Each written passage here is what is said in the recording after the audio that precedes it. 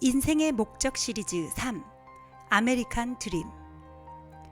미국에 건너와 살고 있는 많은 이민자들은 아메리칸 드림이라는 꿈을 이루고 싶어 합니다. 이 용어는 역사가 제임스 애덤스가 1931년에 자신의 책 미국의 서사시에서 처음 사용하였습니다.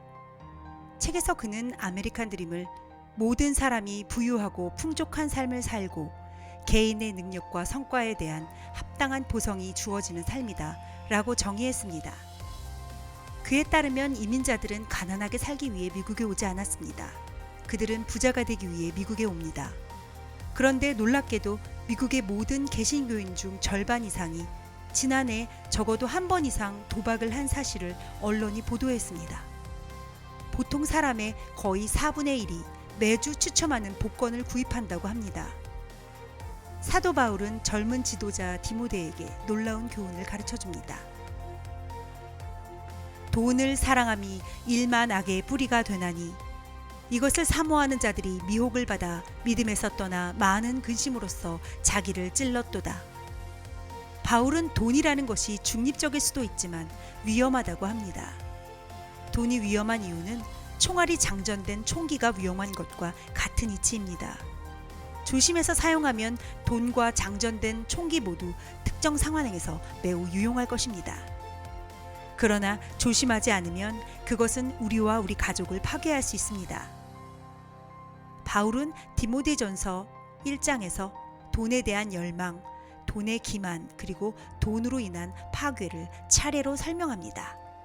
부하려 하는 자들은 시험과 올무와 여러 가지 어리석고 해로운 정욕에 떨어지나니 곧 사람으로 침륜과 멸망에 빠지게 하는 것이라.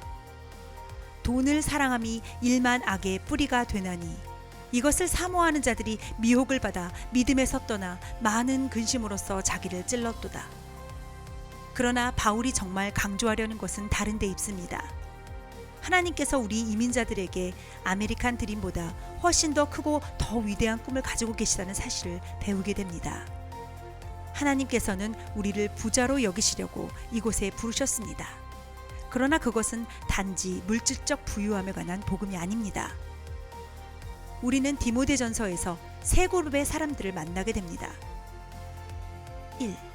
바울은 부하지 않은 사람들에게 이야기합니다. 자족할 줄 아는 사람에게는 경건은 큰 이득을 줍니다. 큰 이득과 성공은 우리 모두가 추구하는 것입니다. 사람들은 이런 가치를 다른 방식으로 이해합니다. 월가에서는 다우지수의 상승으로 이해합니다.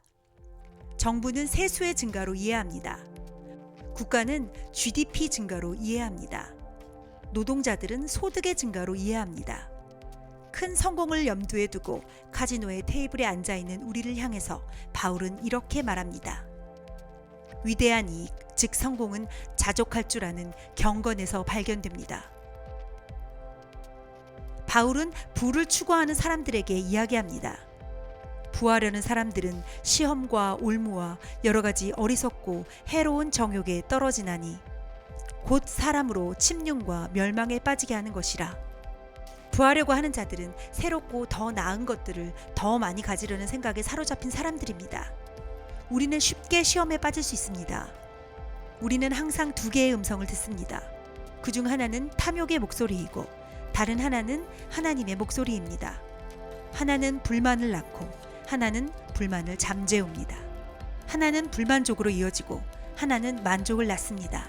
바울은 불만과 불만족에 대한 위험을 지적합니다. 우리는 올가미에 빠질 수 있습니다. 바울은 마침내 부유한 사람들에게 이야기합니다.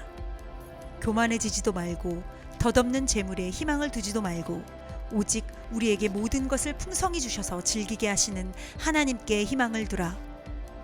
하나님은 돈을 없애라고 말씀하지 않았습니다. 그는 단지 부에 희망을 두지 말 것을 말씀합니다. 예를 들어 주식시장에 투자할 수 있습니다. 그러나 그것에 희망을 두지 마십시오. 1948년 이래로 미국 경제는 최소한 12번의 경기 침체를 견뎌냈습니다. 길게는 약 5년마다 경제는 급락을 거듭했고 많은 사람들을 시장에서 완전히 아웃시켰습니다. 주식시장에 희망을 두면 그것이 떨어질 때 희망은 파괴됩니다. 그러나 하나님을 바라볼 때 아무것도 파괴되지 않습니다. 하나님은 실패하지 않으시기 때문입니다. 바울은 진정으로 부자가 되는 법을 가르치면서 오늘의 교훈을 마무리합니다. 선을 행하고 좋은 일을 많이 하고 아낌없이 베풀고 즐겨 나누라. 정말로 부자가 되길 원한다면 다른 사람들을 돕고 올바른 일에 돈을 쓸 것을 말합니다.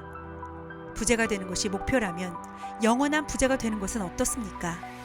하나님께 완전히 굴복할 때 하나님은 만족과 거룩함을 선물로 주실 것입니다. 여러분은 하나님의 도우심으로 여러분의 부를 유지하고 하나님은 여러분의 부를 통해서 영광 받으실 것입니다.